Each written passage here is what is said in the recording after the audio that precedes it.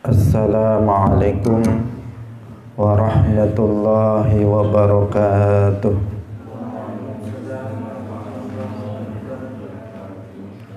Alhamdulillahi rabbil alamin. Lahu ni'matu wa lahul fadlu wa lahul thana'ul hasan. Wassalawatullahil barrir rahim wal malaikatil muqarrabin ala sayyidina wa maulana Muhammadin wa ala alihi wa ashabihi tayyibin tahirin. Allahumma la sahla illa ma ja'altahu sahla wa anta taj'alul hazna idha syi'ta sahla. Allahumma arzuqna al-ikhlasa fi niyyati wal qawli wal amal. Wa ba'du. Ila nabiyil mustafa sallallahu alaihi wasallam wa ikhwanihi minal anbiya'i wal mursalin wa syuhada'i was salihin, khususan ila sultanil awliya Syekh Abdul Qadir al-Jilani wa Syekh Ahmad al-Rifa'i wa Syekh Bahauddin an-Naqsyabandi wa Syekh Abdullah al-Harari wa ila muallif hadzal kitab al-Qadhi Abi Syuja' wa ila arwahi jami'i muassisi jam'iyyati Nahdlatul Ulama Syekh Muhammad Hashim Asy'ari wa Syekh Bisri Sansuri wa Syekh Abdul Wahhab Hasbuwah wa ila arwahi jami'i ahlil qubur minal muslimin wal muslimat wal mu'minin wal mu'minat min masyariqil ardi ila magharibiha, khususan ila arwahi abaina wa ummahatina wa ajdadina wa jaddatina wa masyayikhina wa masyayikhi masyayikhina. Al-Fatihah. A'udzu billahi minasy syaithanir rajim. Bismillahirrahmanirrahim. Alhamdulillahi rabbil alamin. Ar-Rahmanir Rahim. Maliki yaumiddin. Iyyaka na'budu wa iyyaka nasta'in. Ihdinas siratal mustaqim. Siratal ladzina an'amta 'alaihim ghairil maghdubi 'alaihim waladdallin. Amin. Hadirin hadirat kaum muslimin muslimat, pemirsa Madu TV rahimakumullah. Alhamdulillah, puji syukur marilah kita kembali sampaikan kepada Allah Subhanahu wa taala. Pagi hari ini Allah Subhanahu wa taala kembali menganugerahkan taufiknya kepada kita semuanya, sehingga kita bisa melaksanakan salah satu bentuk ketaatan kepada Allah Subhanahu wa taala berupa menghadiri majelis ilmuddin. Semoga keberadaan kita pada pagi hari ini di majelis ilmu ini mendapatkan keberkahan dan menjadi penyebab kita diberikan pemahaman ilmuddin, ilmu agama oleh Allah Subhanahu wa taala. Amin ya rabbal alamin. Salawat dan salam semoga tetap tercurahkan, terlimpahkan kepada junjungan kita Nabi Agung Nabi Muhammad sallallahu alaihi wasallam, para sahabatnya, keluarganya, serta seluruh umat Islam yang mengikuti beliau ila yaumil qiyamah. Hadirin hadirat rahimakumullah, pagi hari ini kita akan membahas tentang hal-hal yang disunnahkan dalam puasa.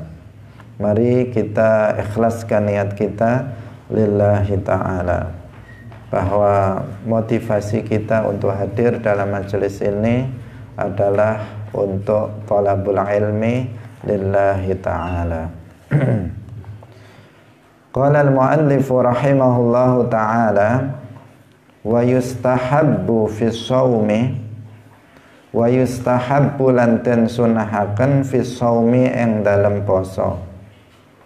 apa salasatu asya'a telu pira-pira perkara. Rupane ta'jilul fitri nyegerakaken mokel utawa buka, wa ta'khirus suhuri lan ngakhiraken mangan sahur, wa tarkul hujri lan ninggalaken omongan kang ala minal kalami nyatane sangking ucapan, wa yahrumu lan haram apa siyamu khamsati ayyamin poso 5 pira-pira dina.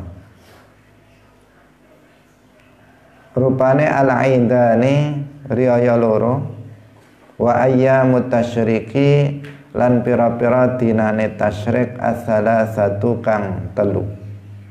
Wa yukrahu lan den makruhaken kelawan makruh tahrim apa saumu yaumis syaqi poso dina syak, illa ayyuwafiqa kejaba yen tana coki apa yaumus syak adatan ing kebiasaan lahu ketuwe wong.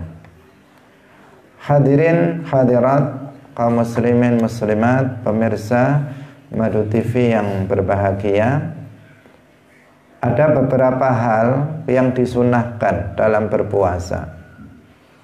Al-Mu'allif Al-Qadhi Abu Syuja dalam kitab ini menyebutkan 3, tetapi sebenarnya lebih dari 3. Sunnah-sunnah puasa itu lebih dari 3, tetapi mu'allif dalam kitab ini menyebutkannya 3 perkara saja, karena memang kitab ini kitab yang mukhtasar, kitab peringkasan, sehingga tidak menyebutkan hal-hal yang disunahkan dalam puasa secara keseluruhan, hanya menyebutkan 3 saja. Yang pertama yaitu ta'jilul fitri. Sunnah puasa yang pertama adalah menyegerakan berbuka. Maksudnya apabila sudah yakin bahwa waktu maghrib sudah tiba. Ketika seseorang sudah yakin bahwa seluruh lingkaran matahari itu sudah tenggelam, maka dia disunnahkan untuk bersegera berbuka. Jadi jangan disalahpahami. Menyegerakan berbuka, belum yakin akan maghrib kemudian segera untuk berbuka. Hanya sekedar mendengar azan di radio, hanya sekedar mendengar azan di TV, kemudian langsung buru-buru berbuka, alasannya sunnah menyegerakan berbuka. Tidak demikian. Tetapi yang dimaksud sunnah menyegerakan berbuka adalah jika seseorang itu telah meyakini itu bagaimana? Ya karena dia langsung melihat dengan mata kepalanya sendiri bahwasanya matahari itu sudah tenggelam. Dia sudah melihat lingkaran matahari itu tenggelam seluruhnya. Maka berarti dia sudah yakin betul. Maka ketika itu disunnahkan bagi dia untuk bersegera berbuka. Atau tidak melihat dengan mata kepala dia sendiri, karena memang tidak memungkinkan, karena dia tinggal di kota yang banyak bangunan-bangunan, sehingga menghalangi penglihatan dia dari melihat ufuk barat, atau dia tinggal di daerah yang mungkin banyak pegunungan yang tidak memungkinkan dia melihat tenggelamnya matahari secara langsung, atau banyak pepohonan yang menghalangi dia untuk bisa melihat tenggelamnya matahari, maka bisa dengan sangkaan yang kuat berdasarkan ijtihad, berdasarkan tanda-tanda. Misalnya dia melihat kegelapan telah datang berduyun-duyun dari arah timur, maka pada saat seperti ini dia sudah bisa bersegera untuk berbuka puasa. Nah, ini penting untuk diingatkan. Karena ketika kita menjelaskan tentang sunnahnya seseorang menyegerakan berbuka puasa, dengan alasan ini seseorang kemudian berbuka padahal waktu yang sebenarnya waktu maghrib itu belum tiba. Nah, ini berbahaya karena nanti puasanya itu akan batal. Meskipun kurang 1 menit, bahkan meskipun kurang 1 detik, waktu maghrib belum tiba, dia telah makan 1 menit sebelumnya, dia telah makan 1 detik sebelumnya, maka puasanya batal. Dia sudah sabar, tidak makan, tidak minum dari pagi, tetapi begitu tinggal 1 menit, dia tidak sabar sehingga dia makan ataupun minum, maka dia akan merugi. Dia akan rugi karena puasanya batal, dan itu artinya dia nanti harus mempertanggungjawabkannya. Kalau dia tahu, dia harus mengqadha'nya. Kalau tidak tahu atau dia tidak mengqadha'nya, maka dia di akhirat nanti akan mempertanggungjawabkan bahwa dia belum melaksanakan puasa. Hadirin hadirat rahimakumullah. Kesunahan ini berdasarkan hadis Rasulullah Shallallahu Alaihi Wasallam. Beliau bersabda, la yazalun nasu bi khairin ma ajjalu al-fitrah.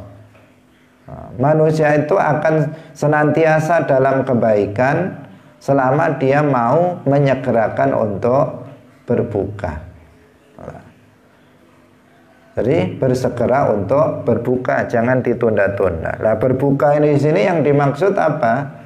Yang dimaksud ya membatalkan puasanya dengan misalnya makan 1 butir kurma, dengan meminum 1 gelas air putih, setengah gelas air putih, maka itu namanya berbuka.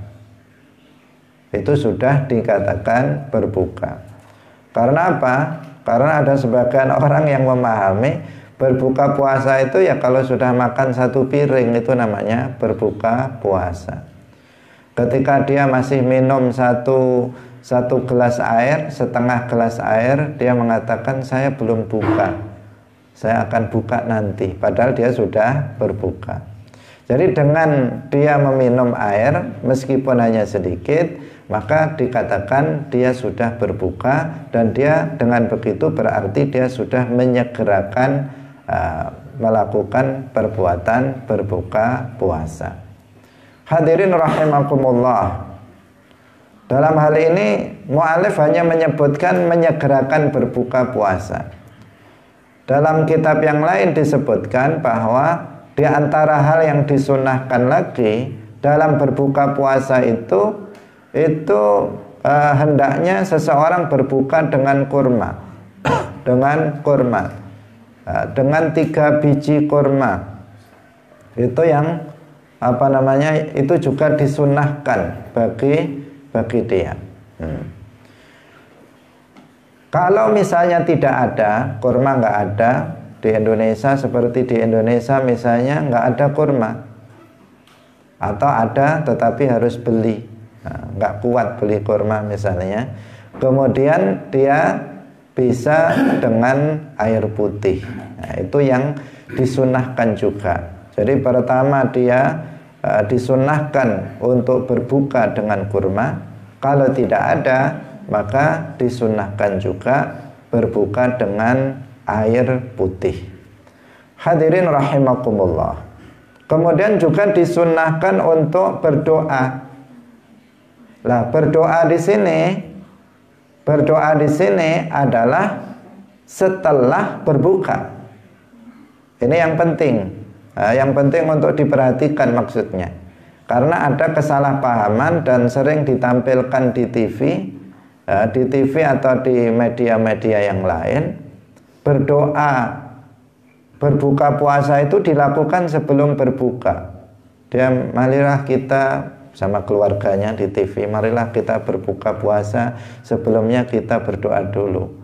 Allahumma laka sumtu, baru setelah itu makan. Nah ini sesuatu yang salah tapi kaprah ya, terjadi pada sebagian orang. Jadi doa buka puasa itu dilakukan setelah buka, setelah berbuka puasa, bukan sebelum berbuka puasa. Kalau sebelum berbuka puasa ya cukup dia baca basmalah, bismillahirrahmanirrahim. Setelah berbuka baru kemudian dia membaca doa setelah berbuka puasa, mengatakan Allahumma laka sumtu wa ala rizqika aftartu, dhahabaz zama'u wabtallatil uruqu wa thabatatil ajru insyaallah. Wa thabatal ajru insyaallah. Nah, ini apa? Doanya seperti itu.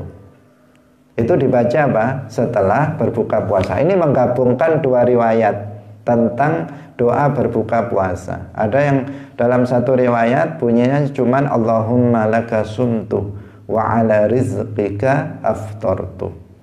Kemudian ada riwayat yang lain, dhahabaz zama'u wabtallatil uruqu wa thabatal ajru insyaallah. Nah, kemudian digabungkan antara dua riwayat itu menjadi doanya agak sedikit panjang.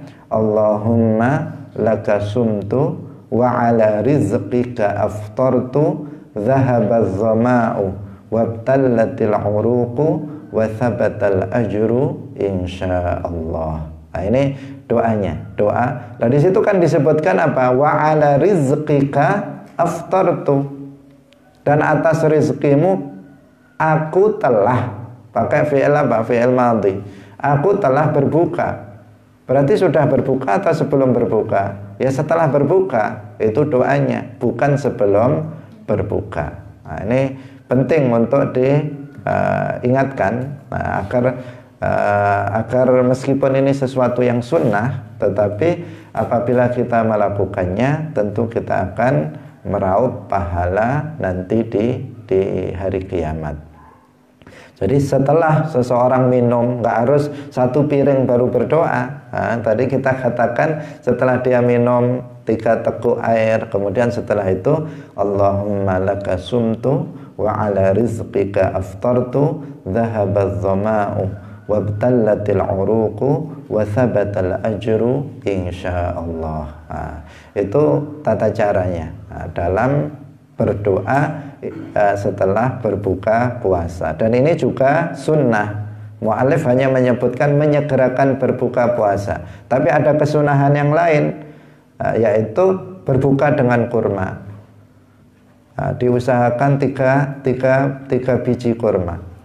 Kalau misalnya nggak ada, maka dengan air putih, 3 teguk air putih. Hadirin hadirat yang dirahmati oleh Allah Subhanahu wa ta'ala. Kemudian yang berikutnya adalah ta'khirus suhur, awis sahur. Bisa dibaca suhur, bisa dibaca sahur. Apa perbedaannya suhur dengan sahur? Kalau suhur itu adalah perbuatannya. Jadi perbuatan makan sahur itu namanya suhur. Kalau sahur itu adalah apa? Sahur itu adalah sesuatu yang dimakan di waktu sahur itu. Itu namanya sahur. Jadi di sini boleh dibaca suhur maupun sahur. Ta'khirus suhur, di antara hal yang disunnahkan dalam puasa adalah mengakhirkan makan sahur. Jadi sahur itu, waktu untuk makan sahur maksudnya itu kapan? Dikatakan seseorang sahur yaitu mulai tengah malam. Itu dikatakan sahur. Kalau kamu misalnya makannya itu jam 10 malam, itu bukan sahur, itu namanya makan malam atau makan tengah malam. Nah, tetapi yang disebut makan sahur apabila kamu misalnya makannya sudah jam 1, itu sudah disebut makan sahur.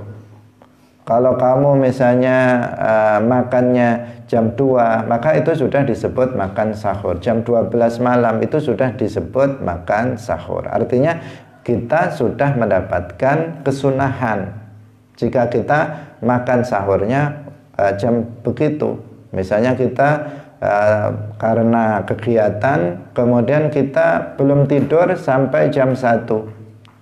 Nah, daripada nanti nggak bisa bangun, misalnya tidak bisa bangun untuk makan sahur, maka kemudian sebelum tidur dia makan dulu, makan sahur. Maka itu apa? Sudah mendapatkan kesunahan. Karena waktunya itu kapan? Mulai tengah malam sampai subuh, sebelum menjelang subuh. Itu waktu untuk melakukan makan sahur. Tetapi dalam hal ini disunnahkan makan sahur itu diakhirkan. Diakhirkan artinya ya menjelang subuh, nah, menjelang, tetapi tidak sampai kemudian masuk ke waktu subuh. Jadi mendekati fajar, terbitnya fajar shadiq, 10 menit sebelumnya, seperempat sebelumnya, pokoknya agak akhir menjelang waktu subuh, terbitnya fajar shadiq. Ini disunahkan seperti itu, bukan terlalu malam, bukan masih terlalu malam, tetapi mendekati akhir. Tetapi kesunahan makan sahurnya itu bisa didapatkan oleh orang yang makan sahur sejak tengah malam. Tapi kesunahan mengakhirkan sahur itu dia tidak mendapatkannya. Jadi di sini ada kesunahan makan sahurnya, kemudian ada kesunahan mengakhirkan makan sahur. Itu sesuatu yang berbeda. Yang ini kesunahan sendiri. Kalau kita makan sahur di akhir, maka berarti kita mendapatkan kesunahan sahur dan mendapatkan kesunahan mengakhirkan makan sahur. Karena dalam hadis disebutkan tasahharu fa inna fis sahuri barokah. Ini satu hal. Makan sahurlah kalian, karena dalam makan sahur itu terdapat barokah. Meskipun seseorang makan sahurnya sedikit, itu ada barokah. Paling tidak secara secara fisik, seseorang kalau berpuasa, dengan dia makan sahur, maka dia akan kuat dalam berpuasa. Badannya tidak akan lemah ketika dia menjalankan puasa.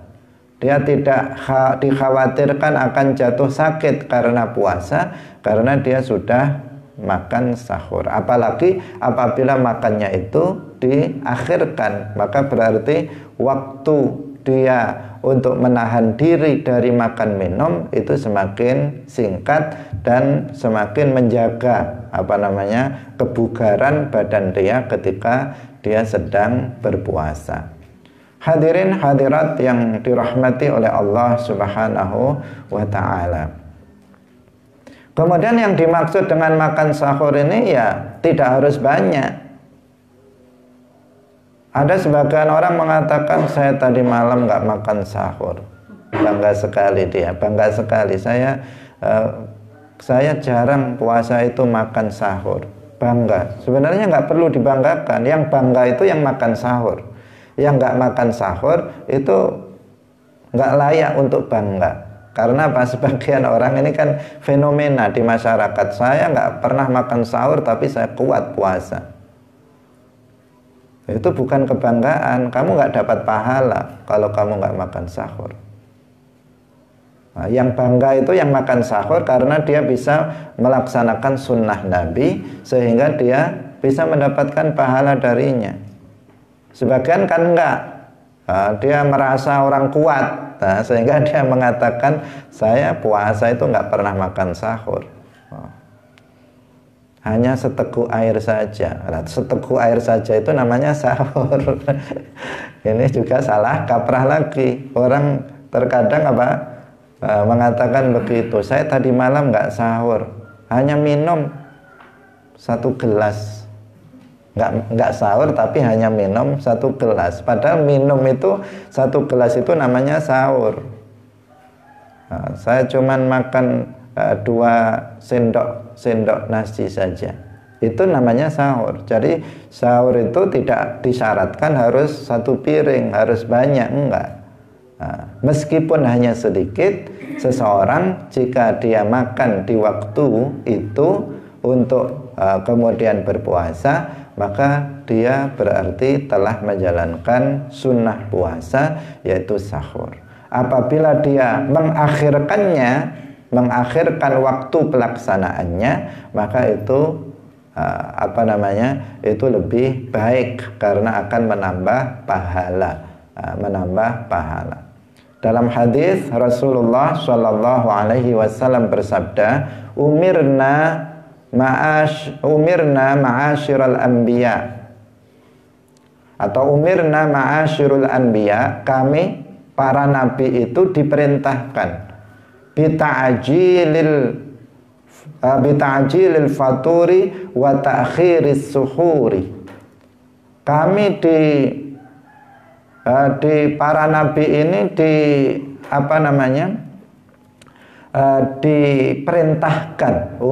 diperintahkan untuk menyegerakan berbuka puasa, wa ta'khiris suhuri, dan mengakhirkan makan sahur, wa anadriba bi aimanina ala syama'ilina fis shalah. Dan kami juga diperintahkan untuk meletakkan tangan kanan kami di atas tangan kiri kami ketika sholat. Nah, ini adalah bagian perintah, tapi perintahnya adalah perintah sunnah, sehingga makan sahur ini tergolong sebagai sunnah, mengakhirkannya itu juga sebagai sunnah puasa. Hadirin hadirat rahimakumullah. Tetapi harus diwaspadai, meskipun mengakhirkan makan sahur itu sesuatu yang sunnah, tetapi jangan sampai terlanjur sampai masuk waktu subuh.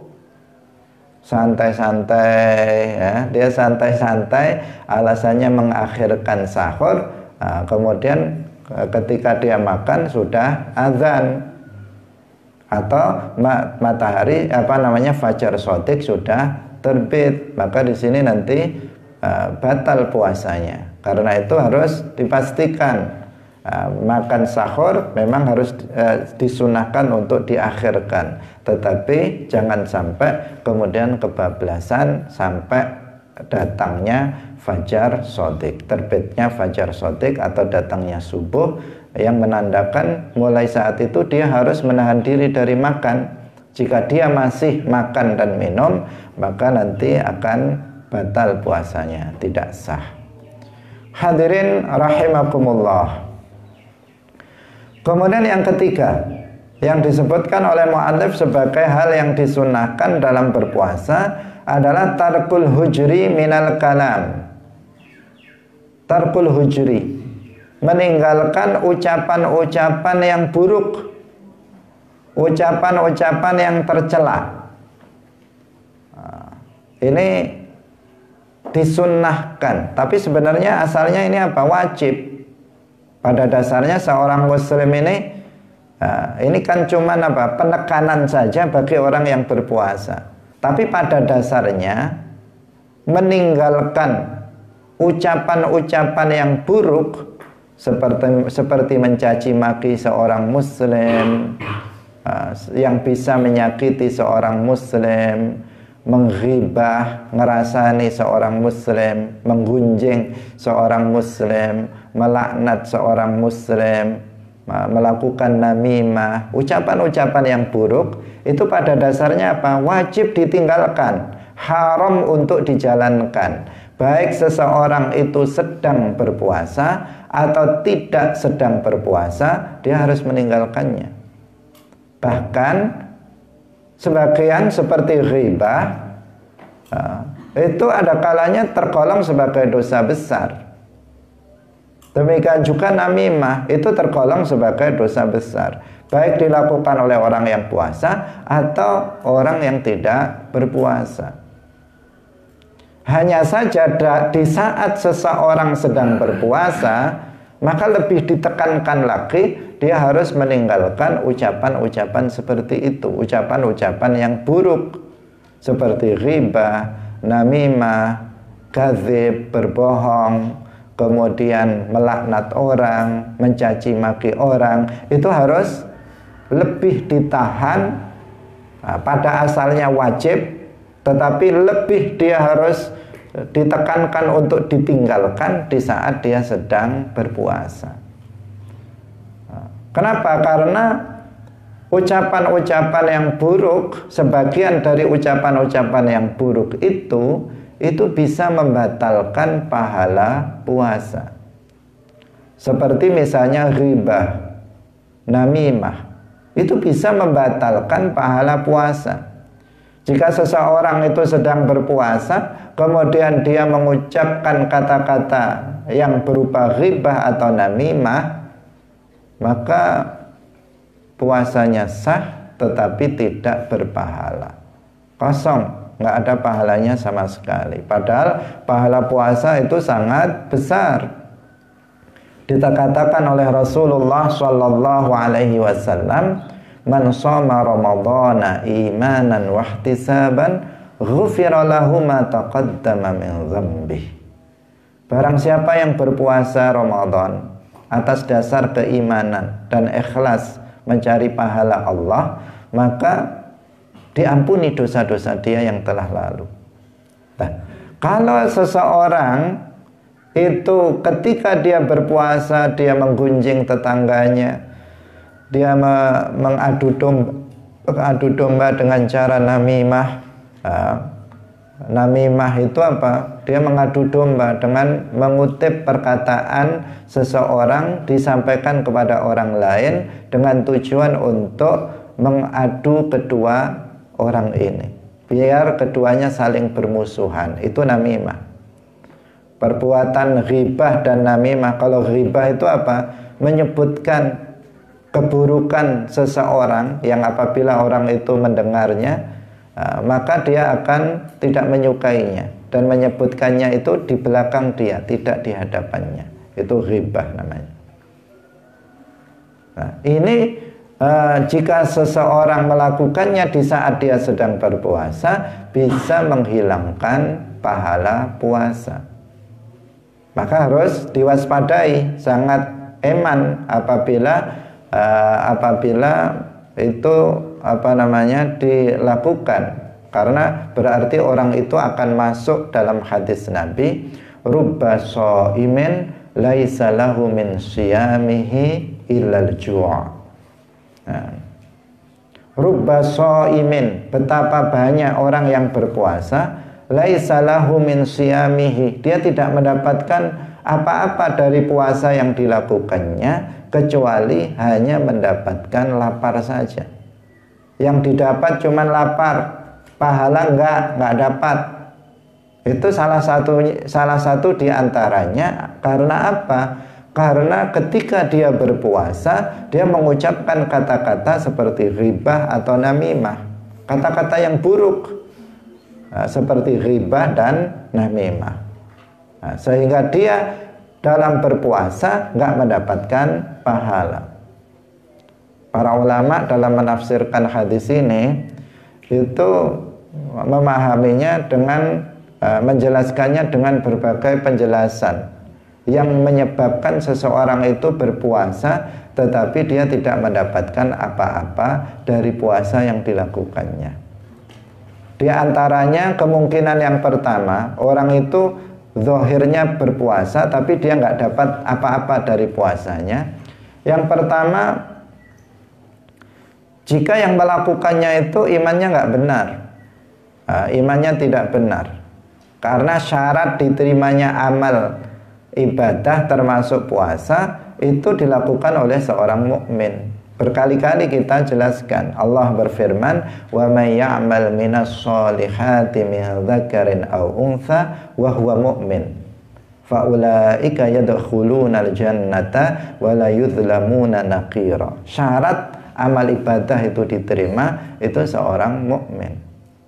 Kalau seseorang itu merasa mengaku dirinya sebagai seorang muslim, sebagai seorang mukmin, tetapi meyakini akidah yang menyimpang dari akidah ahli sunnati wal jamaah, menyimpang dari akidah Rasulullah dan para sahabatnya, menyimpang dari akidah mayoritas umat Islam. Dia meyakini keyakinan yang kufur. Misalnya dia meyakini Allah itu berupa jisim, Allah berupa benda, Allah itu memiliki anggota badan, berbentuk dan berukuran, bertempat di atas arsy, bertempat tinggal di langit misalnya. Keyakinan-keyakinan seperti ini keyakinan kufur. Kalau ada orang mengaku dirinya seorang muslim tetapi meyakini keyakinan-keyakinan seperti ini, maka puasanya nggak akan sah, sholatnya nggak akan sah. Maka dia yang dia dapat kalau dia sedang berpuasa hanya lapar dan dahaga saja, tidak lebih dari itu. Bahkan kalau yang seperti ini puasanya pun tidak sah, apalagi pahala, sama sekali dia tidak akan mendapatkannya. Nah, yang kedua kemungkinannya orang puasa tidak mendapatkan apa-apa kecuali hanya lapar dan dahaga itu karena dia puasanya tidak didasari dengan ilmu. Dia asal puasa begitu saja, sehingga zahirnya dia tidak makan, tidak minum, tetapi dia enggak melakukannya atas dasar ilmu. Sehingga mungkin di tengah hari ada sisa-sisa makanan tadi pagi waktu sahur jatuh ke mulut ditelan misalnya. Dia nggak paham, masih lapar dia karena hanya cuman itu. Tapi karena nggak pahamnya kemudian dia makannya, atau dia nggak niat misalnya dalam puasa, dan seterusnya karena kebodohan dia terhadap ahkamus siyam, hukum-hukum yang berkaitan dengan puasa. Kemungkinan yang kedua. Kemungkinan yang ketiga apa? Kemungkinan yang ketiga dia dalam melakukannya tidak ikhlas. Dia tidak ikhlas dalam melakukannya. Puasanya karena manusia. Puasanya agar disebut oleh orang sebagai ahli puasa, biar dipuji, biar dianggap orang yang soleh, biar dianggap sebagai orang yang taat dalam beragama oleh orang lain. Maka yang seperti ini puasanya juga nggak dia dapatkan pahalanya. Memang bisa sah, tetapi dia tidak mendapatkan pahalanya, sehingga dia tergolong sebagai orang-orang yang berpuasa tetapi tidak mendapatkan apa-apa, tidak mendapatkan pahala dari puasa yang dilakukannya. Kemungkinan yang keempat yang tadi itu kita sebutkan, orang dia berpuasa, puasanya sudah benar, puasanya sudah ikhlas, tetapi ghibahnya jalan terus, namimahnya jalan terus ketika dia sedang berpuasa. Maka di sini nanti terhapus pahala puasanya, sehingga dia tidak mendapatkan apa-apa. Artinya tidak akan mendapatkan pahala dari puasa yang dikerjakannya. Hanya lapar, dahaga, itu yang dia peroleh.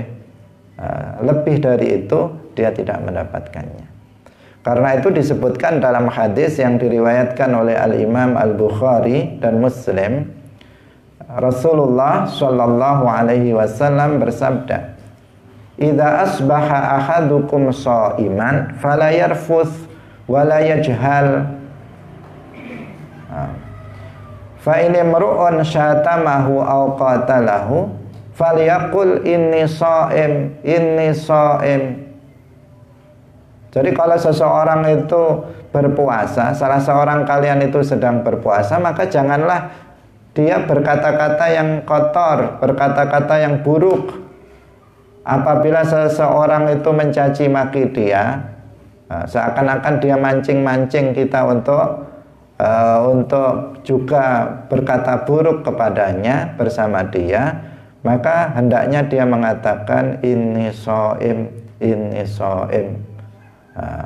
Langsung diucapkan di hadapan dia, saya sedang berpuasa. maaf saya sedang berpuasa, dikasih maaf saya sedang berpuasa biar dia nggak tersinggung. Langsung juga nggak apa-apa, saya sedang berpuasa. Nah, sehingga dia tidak melanjutkan ucapan-ucapan kotornya terhadap kita, dan kita tidak terpancing untuk mengucapkan ucapan-ucapan yang tidak baik.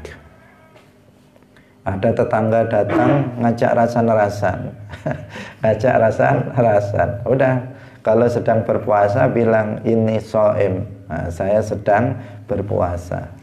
Nah, ganti topik, jangan ngerasani orang, jangan membicarakan keburukan orang, karena ini sesuatu hal yang luar biasa, sulit untuk dihindari oleh manusia.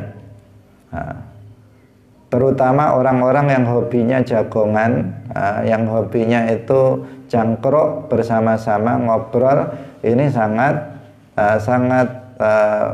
sering dilakukan oleh kebanyakan orang.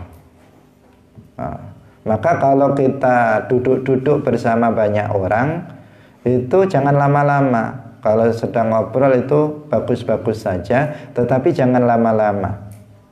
Lebih dari 10 menit seseorang ngobrol, maka topik akan beralih membicarakan keburukan orang. Itu hampir dipastikan seperti itu. Maka hati-hati, hati-hati kita, karena ini juga salah satu disebutkan dalam riwayat yang lain, ghibah dan namimah ini adalah salah satu dari perkara-perkara yang bisa menyebabkan seseorang diazab di dalam kuburnya. Bisa menyebabkan apa? Seseorang diazab di dalam kuburnya. Karena itu harus diwaspadai betul. Kita mengetahui bahwa kubur itu adalah babul akhirah. Dia adalah pintu akhirat. Jika seseorang selamat di kuburan, maka dia akan selamat di akhirat. Jika dia celaka di kuburan, dia akan celaka di akhirat. Dan salah satu yang membuat seseorang itu celaka di kuburan mendapatkan azab adalah ketika seseorang dalam hidupnya itu senang membicarakan keburukan orang, ghibah, atau mengadu domba orang, namimah, dan juga ada satu lagi, yaitu tidak bersuci ketika dari kencingnya. Ini menjadi penyebab terbanyak seseorang dari terkena azab kubur.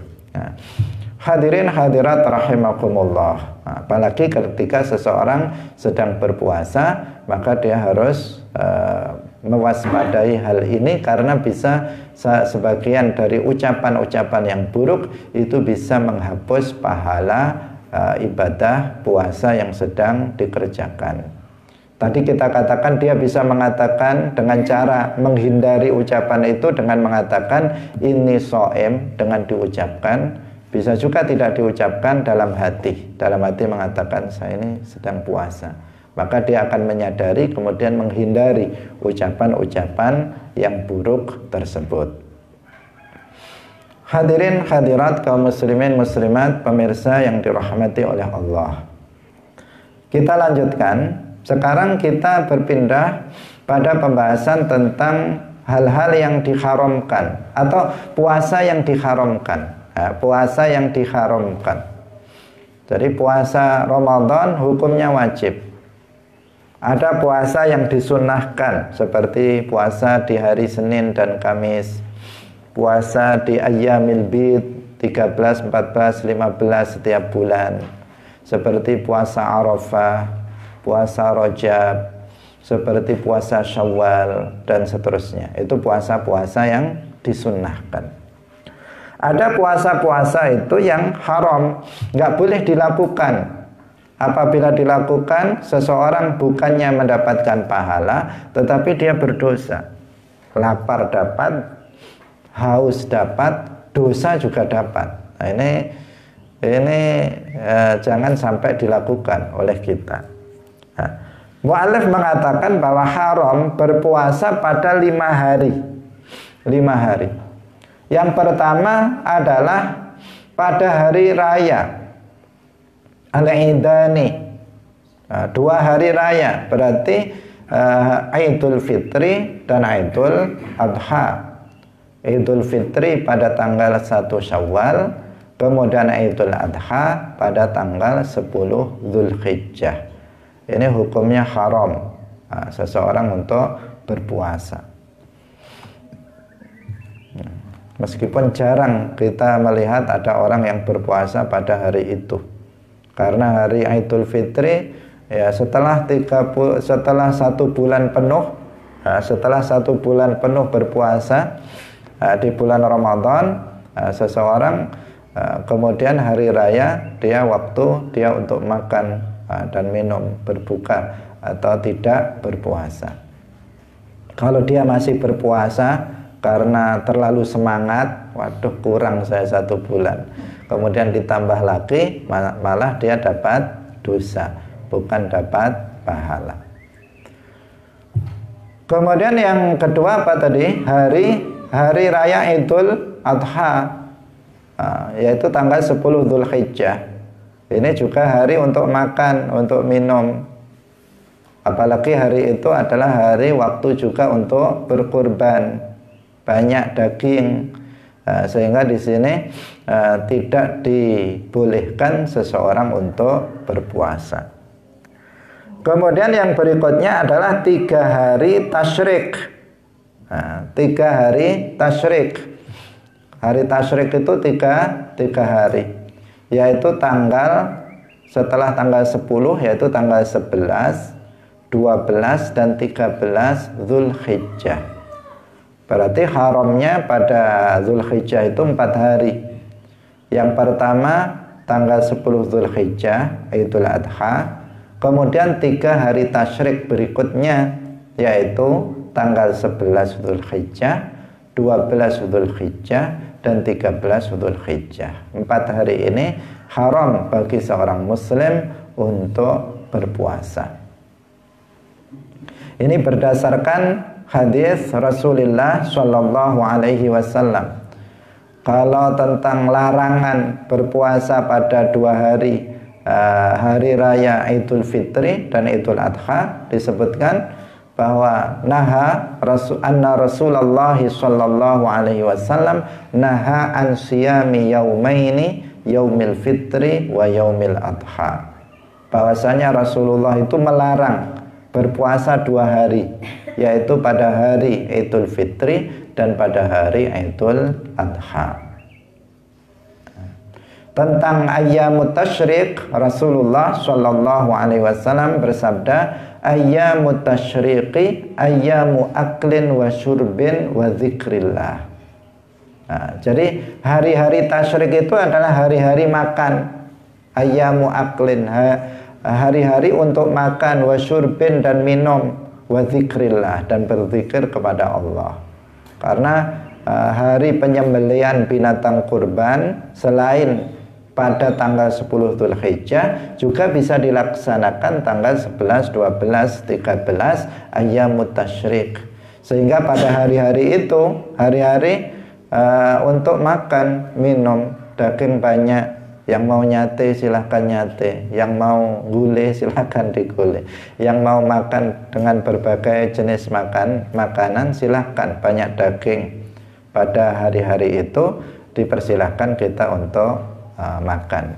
Tapi tentu tetap makan minum yang tidak berlebih-lebihan. Itu secara otomatis karena memang ajarannya seperti itu. Kulu washrabu wala tusrifu. Kita hari itu boleh makan, boleh minum, tapi jangan berlebih-lebihan. Karena berlebih-lebihan itu tidak baik dalam makan dan minum. Apalagi dari sisi kesehatan. Dari sisi kesehatan, kalau dari sisi agama sudah jelas dilarang seseorang berlebih-lebihan dalam makan dan minum. Kalau mengikuti Rasulullah Shallallahu Alaihi Wasallam itu apa? Kita dalam makan itu harus kita hendaknya berhenti sebelum merasa kenyang. Makan setelah lapar dan berhenti sebelum kenyang. bukan sampai perutnya nggak kuat baru berhenti. Nah, sudah mau meledak perutnya baru dia berhenti makan. Nah, itu sesuatu yang tidak baik dalam agama. Nah, dalam kesehatan pun, apalagi yang dimakan daging kambing, daging bisa stroke nanti, bisa darahnya naik dan seterusnya. Dari sisi kesehatan juga tidak baik berlebih-lebihan. Sesuatu yang berlebih-lebihan pada umumnya itu tidak baik. Nah, hadirin hadirat rahimakumullah, kecuali berlebih-lebihan dalam beribadah, dalam ketaatan, itu tentu itu harus diperbanyak, dilebihkan dari yang dilakukan oleh kebanyakan orang. Kemudian yang berikutnya adalah Yaumus Syak, berpuasa pada hari Syak. Hari Syak itu kapan? Hari Syak itu adalah tanggal 30 Sya'ban, ketika pada malamnya itu tidak ada yang melihat hilal. Jadi tidak ada laki-laki yang adil itu yang melihat hilal. Cuacanya cerah, tidak mendung. Ya, cuacanya cerah, tidak mendung. Tetapi nggak ada laki-laki dewasa yang mengaku melihat hilal. Hanya saja ada orang-orang yang persaksiannya tidak diterima, seperti anak kecil atau perempuan, itu mengaku dia telah melihat hilal. Jadi orang-orang pada ngomong ini hari raya nih, ini hari raya ini. Kenapa? Karena ada si perempuan itu dia mengaku melihat hilal. Si anak itu yang belum balik itu dia mengaku melihat hilal. Nah, sementara memang kondisinya cerah, tidak mendung. Tapi nggak ada satu laki-laki yang adil mengatakan dia melihat hilal. Maka di sini hari 30 ini, kalau ini kan pemerintah nggak bisa menetapkan bahwa besok itu Ramadan, nggak bisa. Karena yang bersaksi itu bukan laki-laki dewasa yang adil, tetapi yang bersaksi itu adalah perempuan atau anak-anak. Nah, pemerintah nggak bisa menetapkan besok Ramadan, sehingga ditetapkan besok itu tanggal 30 Sya'ban. Maka hari ini, tanggal 30 Sya'ban ini adalah disebut sebagai Yaumus Syak. Yaumus Syak. Bagi perempuan yang dia yakin bahwa dia telah melihat hilal, dia boleh berpuasa. Tapi bagi yang lain, ini haram bagi dia untuk berpuasa. Haram bagi dia untuk berpuasa. Nggak boleh dia berpuasa pada hari itu. Nggak boleh malah dengan alasan sebagian orang, dengan alasan ini untuk ikhtiyat, ini untuk hati-hati. Karena ada yang bilang sekarang Ramadan, untuk hati-hati saya Ramadan saja, saya puasa saja. Itu nggak boleh, haram hukumnya berpuasa pada hari seperti itu. Jangan berpuasa, karena hari itu adalah hari Syak, Yaumus Syak. Rasulullah Shallallahu Alaihi Wasallam bersabda, "Man shoma yaumas syak faqad asa Abul Qasim."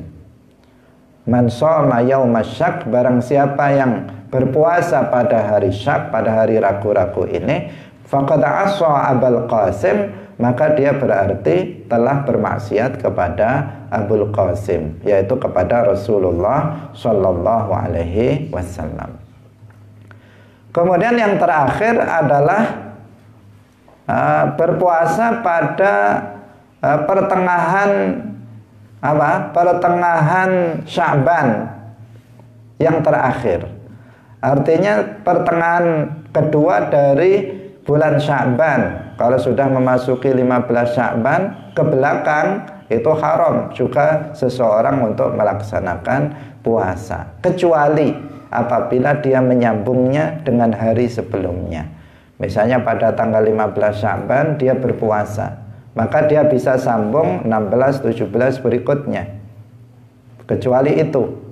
Kecuali lagi yang kedua, apabila dia memiliki wirid puasa berupa misalnya kebiasaan puasa pada hari Senin dan Kamis, maka dia tetap meskipun lewat pertengahan dari Sya'ban, dia tetap puasa Senin dan Kamis, maka itu diperbolehkan. Atau seseorang melakukan puasa qadha Ramadan atau puasa kafarah, puasa yang wajib dia lakukan, maka ini juga boleh dilakukan. Karena memang dia misalnya lupa belum diqadha, tiba-tiba sudah lewat pertengahan Sya'ban, maka dia tetap masih boleh untuk mengqadha puasanya, karena ini adalah puasa yang wajib. Nah, sehingga dia harus tetap kerjakan meskipun sudah melewati nisfu Sya'ban.